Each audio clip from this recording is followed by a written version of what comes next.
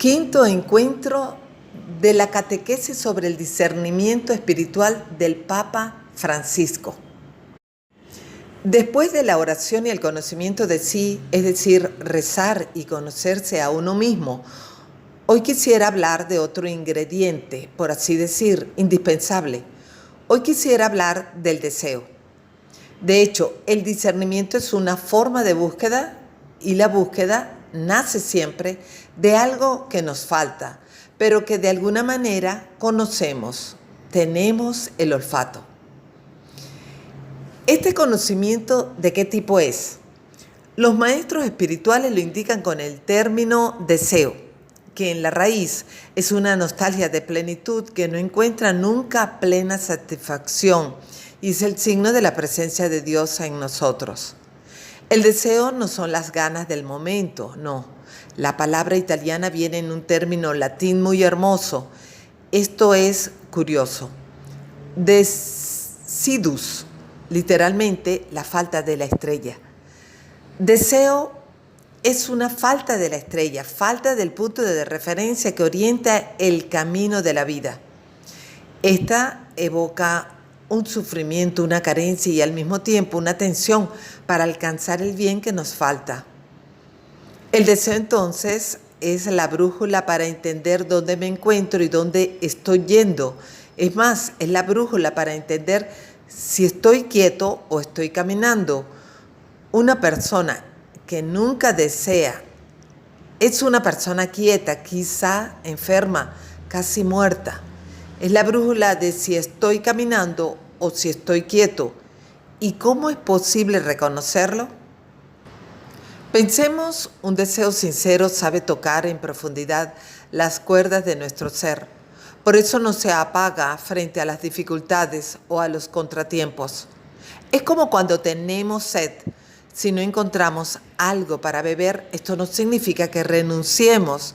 Es más, la búsqueda ocupa cada vez más nuestros pensamientos y nuestras acciones, hasta que estamos dispuestos a hacer cualquier sacrificio para apaciguarlo, casi obsesionados. Obstáculos y fracasos no sofocan el deseo, no, al contrario, lo hacen todavía más vivo en nosotros. A diferencia de las ganas o de la emoción del momento, el deseo dura en el tiempo, un tiempo también largo y tiende a concretizarse.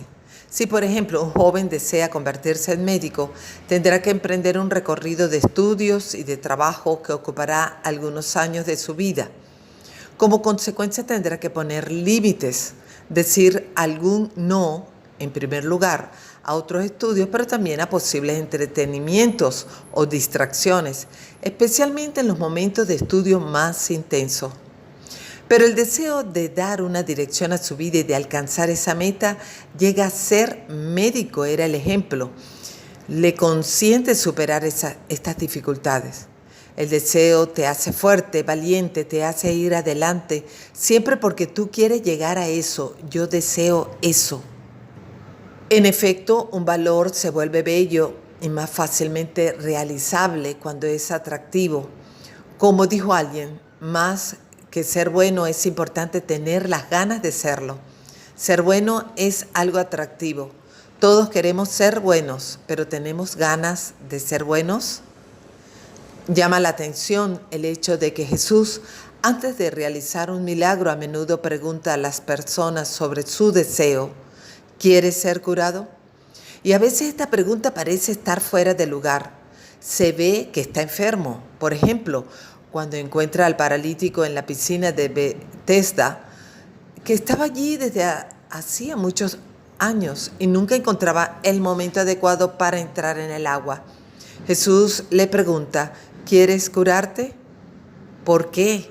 En realidad, la respuesta del paralítico revela una serie de resistencias extrañas a la sanación, que no tienen que ver solo con él. La pregunta de Jesús era una invitación a aclarar su corazón para acoger un posible salto de calidad. No pensar más en sí mismo y en la propia vida de paralítico transportado por otros. Pero el hombre en la camilla no parece estar tan convencido.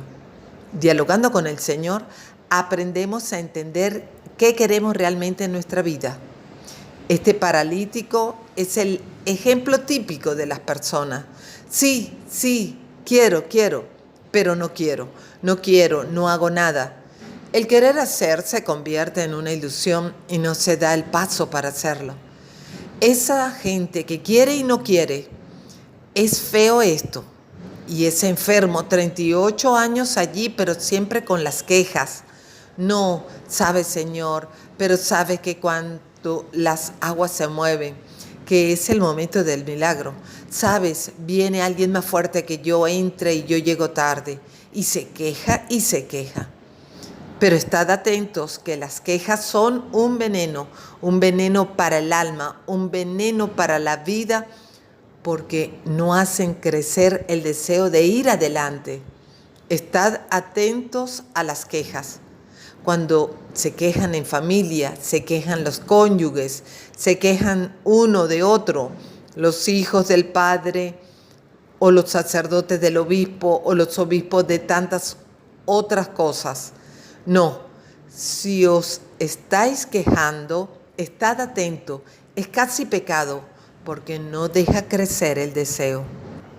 A menudo es precisamente el deseo lo que marca la diferencia entre un proyecto exitoso, coherente y duradero, y las 1000 ambiciones y los tantos buenos propósitos de los que, como se dice, está empedrado el infierno.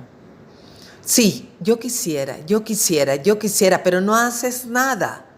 La época en la que vivimos parece favorecer la máxima libertad de elección, pero al mismo tiempo atrofia el deseo. Quieres satisfacerte continuamente, que queda reducido a las ganas del momento. Y debemos estar atentos a no atrofiar el deseo. Estamos bombardeados por miles de propuestas, proyectos, posibilidades, que corremos el riesgo de distraernos y no permitirnos valorar con calma lo que realmente queremos. Muchas veces encontramos gente, pensemos en los jóvenes, por ejemplo, con el móvil en la mano y buscan, miran, pero tú te paras a pensar, no, siempre extrovertido hacia el otro. El deseo no puede crecer así. Tú vives el momento, saciado en el momento, y no crece el deseo. Muchas personas sufren porque no saben qué quieren hacer con su vida. Probablemente nunca han tomado contacto con el deseo profundo, nunca han sabido qué quieres de tu vida, no lo sé. De aquí el riesgo de transcurrir la existencia entre intentos y expedientes de diversa índole, sin llegar nunca a ningún lado o desperdiciando oportunidades valiosas. Y así algunos cambios, aunque queridos en teoría, nunca son realizados cuando se presenta la ocasión. Falta el deseo fuerte de llevar adelante algo. Si el Señor nos dirigiera hoy, por ejemplo, a cualquiera de nosotros la pregunta que hizo al ciego de Jericó, ¿qué quieres que te haga? Pensemos que el Señor a cada uno de nosotros hoy pregunta esto, ¿qué quieres que yo haga por ti?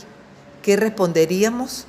Quizá podríamos finalmente pedirle que nos ayude a conocer el deseo profundo de Él, que Dios mismo ha puesto en nuestro corazón. Señor, que yo conozca mis deseos, que yo sea una mujer, un hombre de grandes deseos. Quizás el Señor nos dará la fuerza de concretizarlo. Es una gracia inmensa que está en la base de todas las demás. Consentir al Señor, como en el Evangelio, de hacer milagros por nosotros. Danos el deseo y hazlo crecer, Señor, porque también Él tiene un gran deseo respecto a nosotros, hacernos partícipes de su plenitud de vida.